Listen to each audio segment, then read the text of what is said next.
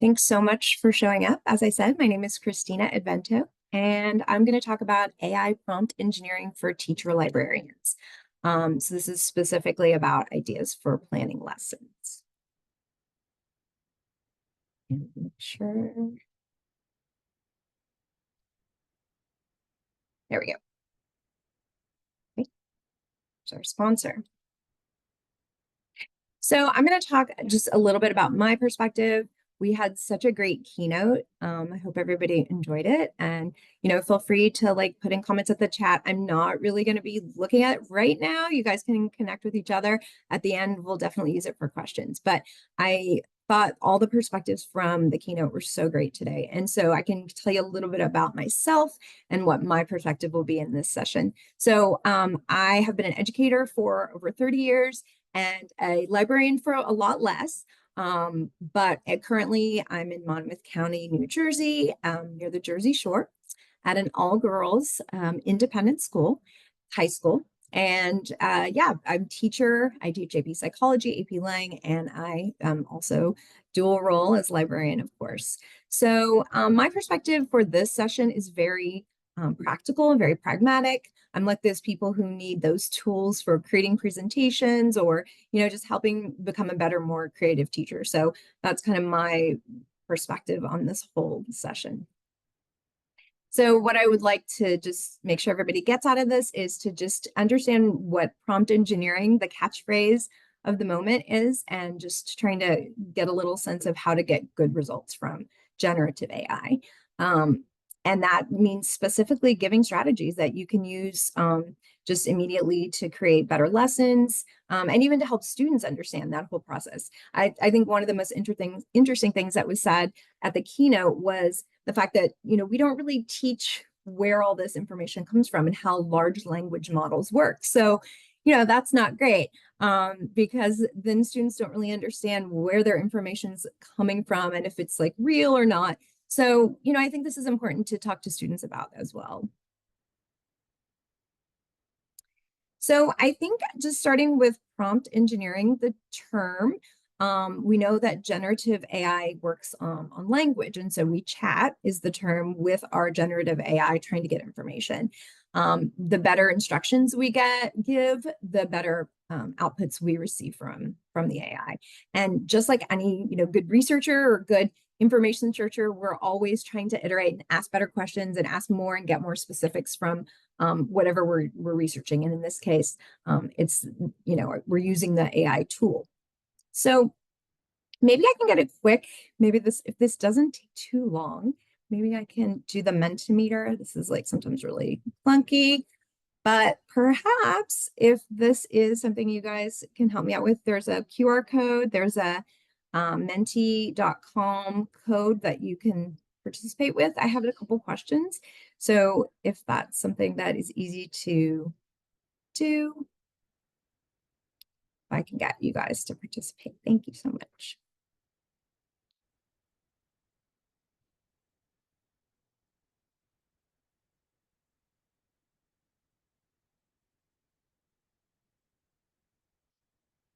It's fun to see it just play out.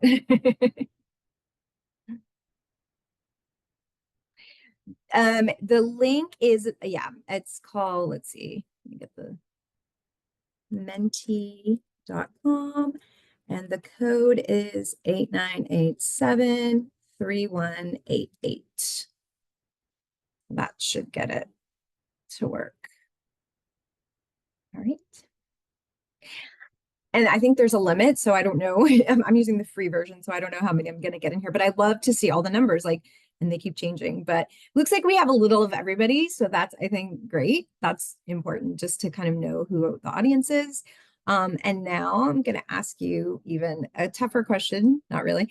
How have you ever used Gen AI for more in the sense of teaching, creating a lesson, just making your lessons more interesting? That's kind of what I want to see, your experience.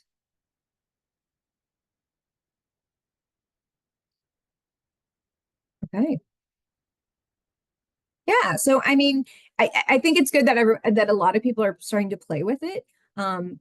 And again, is this crucial to our lives? Maybe, maybe not, but we are the people who, as we said, again, I love some of the comments, the people who are the forefront of tech. We're the ones who are trying the new things and helping our students to be better at.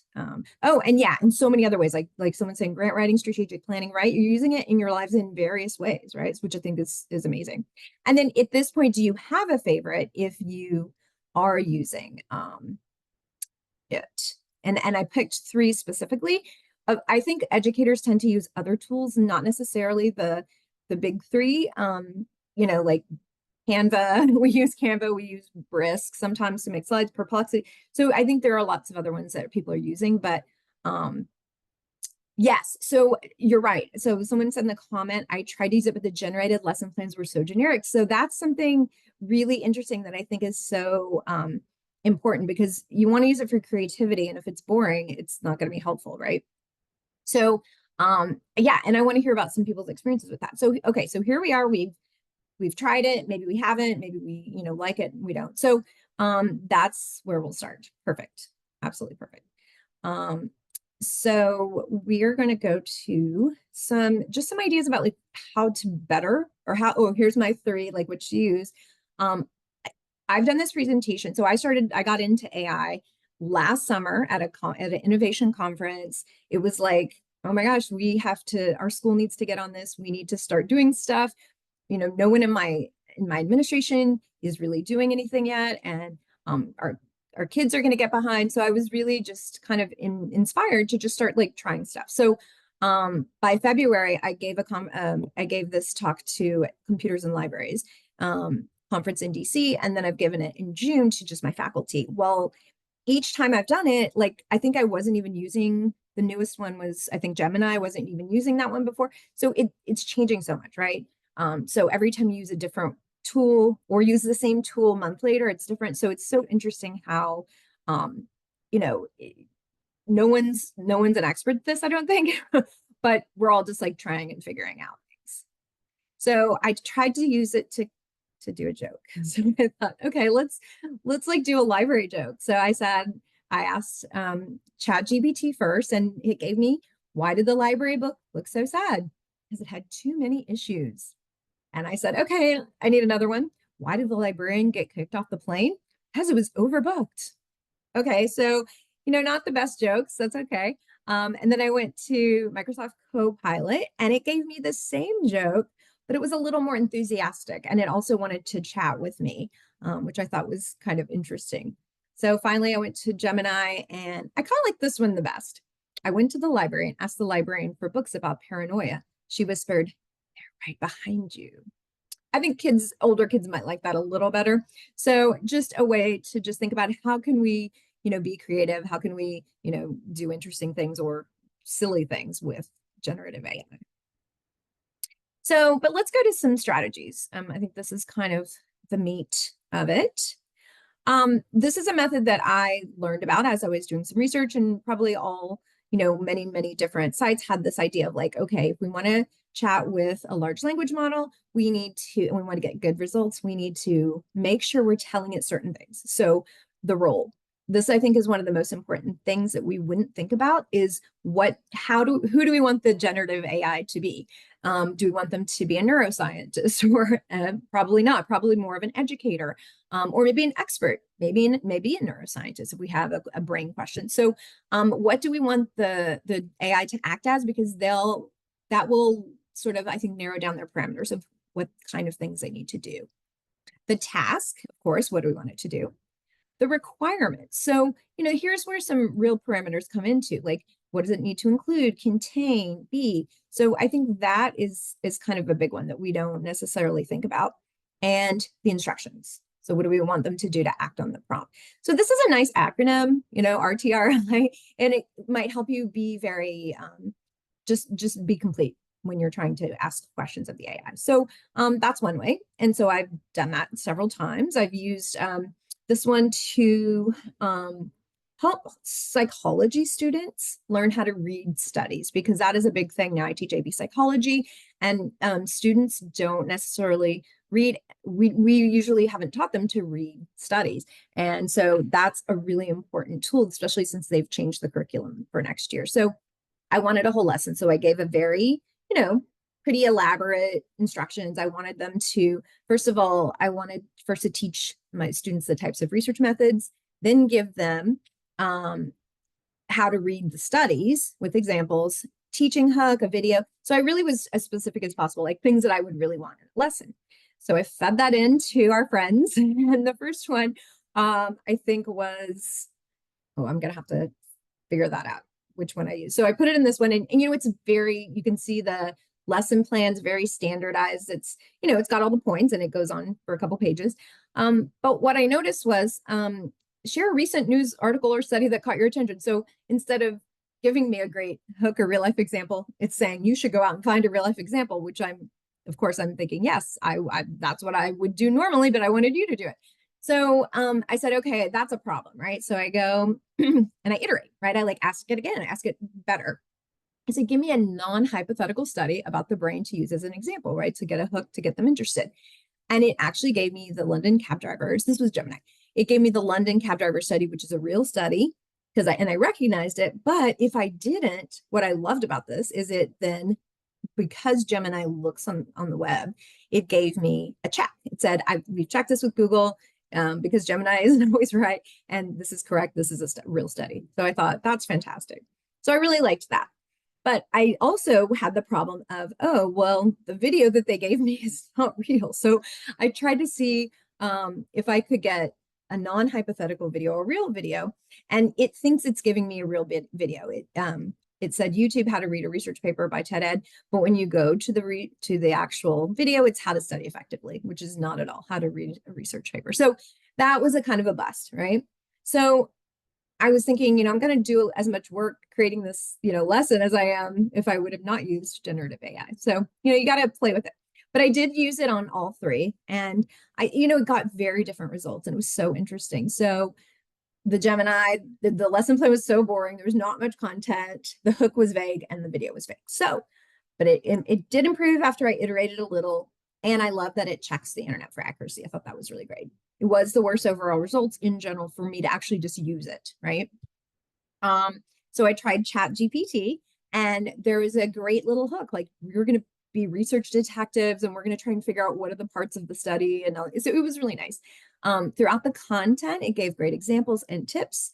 But the video that it sent me just wasn't available. So I don't know if it was ever a real video, but I couldn't access it. So I liked the specifics. I liked that it helped me teach the content with something interesting.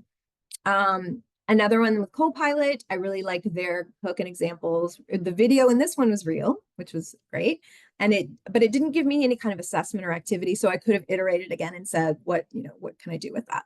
So, great content. So, it's just interesting to try this out. And I, as an experienced teacher, want to always make my lesson plans a bit better. Or if I'm teaching something new, I want to have just a bare bones outline, and then I can fill in all my stuff in it. So I just find this very helpful in different ways.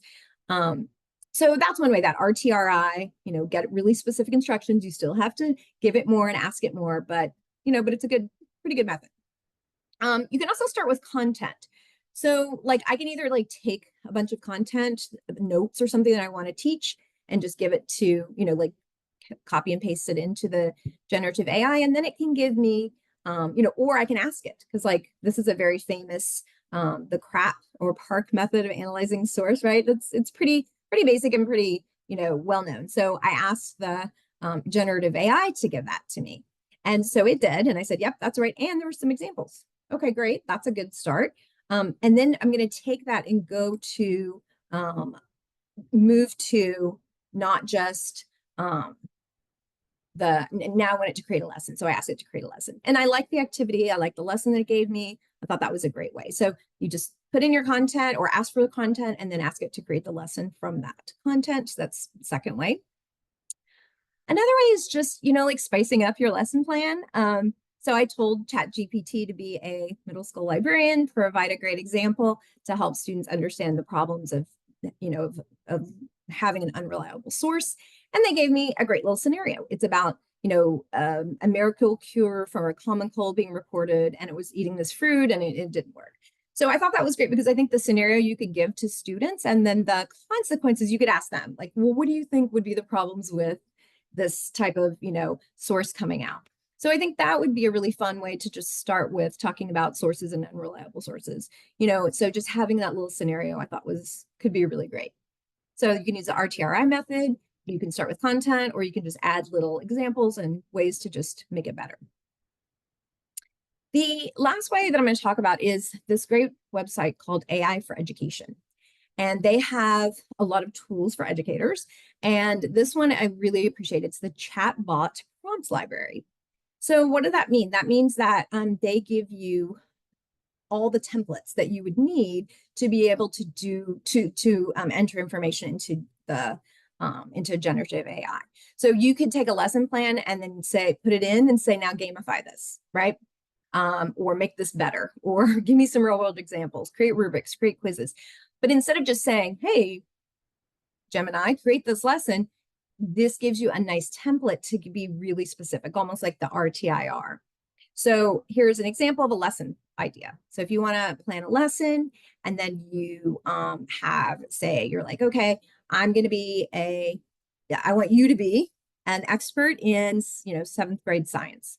You're a 7th grade science teacher, come up with a couple lessons on electricity, and it should be this long, and it should do this, and I can put in some standards, and I can ask it for different things. But this is a nice template that all you have to do is just add your information, and then put the template into the generative AI. So, there are many, many prompts in this chatbot. So it's a really cool resource to use. So it's AI for Education, and it's just their chatbot prompt library.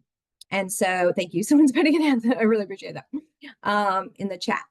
So that is, that's super helpful, right? Well, there's also a section for students. So I think that is also lovely because, if you want students to start putting their toes in the water and trying out, talking to generative AI and asking for things, then you want to give them templates for sure, because they, really don't know how to prompt engineer yet. So the one I like a lot is research project ideas.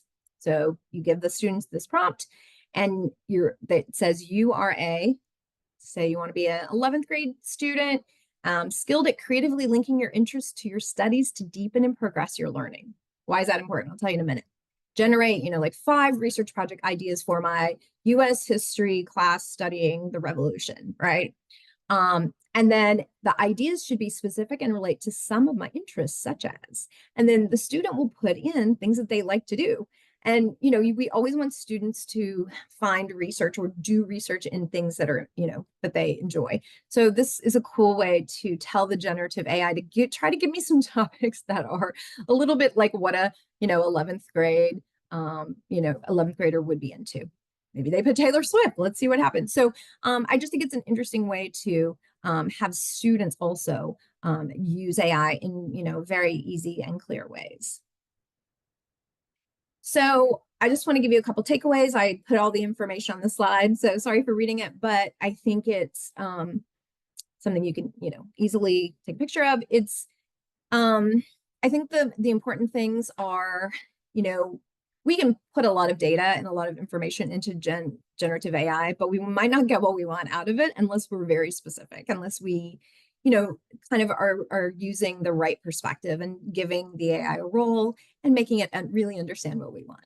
So, that, and then keep trying and iterating, just like we do when we're trying to get, we do research, we keep working in different ways. And I think that will really make the output better if you want to, use it in this way. The big 3 that I used were, all had some helpful information, and it's different every time. So if you were to put in the same prompt in the same, Copilot, 5 minutes later, it's going to give you something different, which I think is pretty interesting.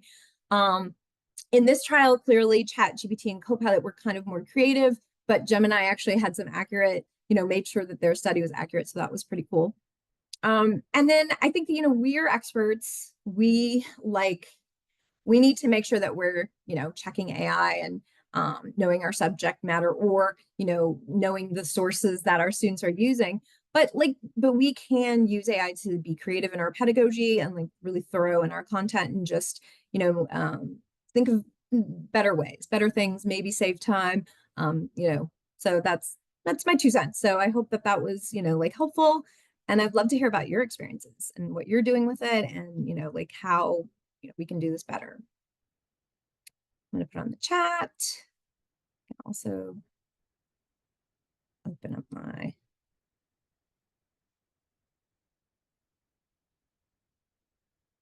videos. So I'd love to hear your comments, questions, whatever.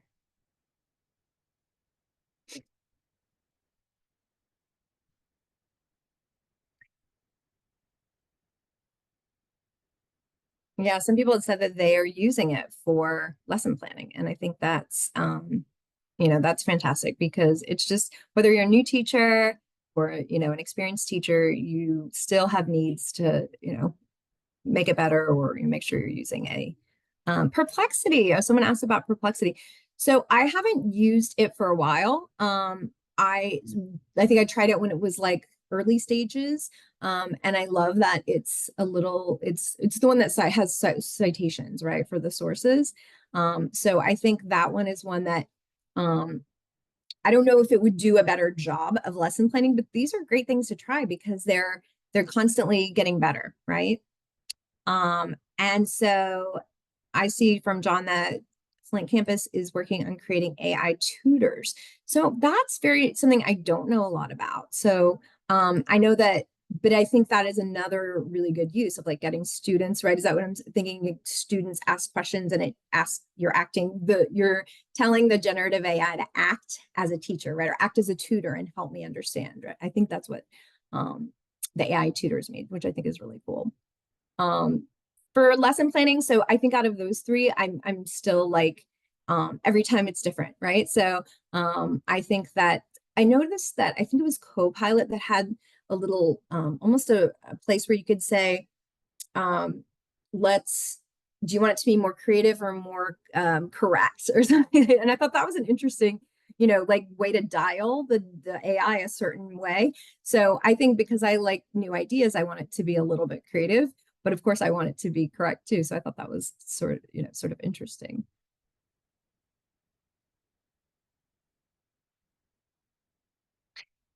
Who should teach prompting to students, librarians and teachers? That's a great question. I think I'm hoping to do a presentation to different.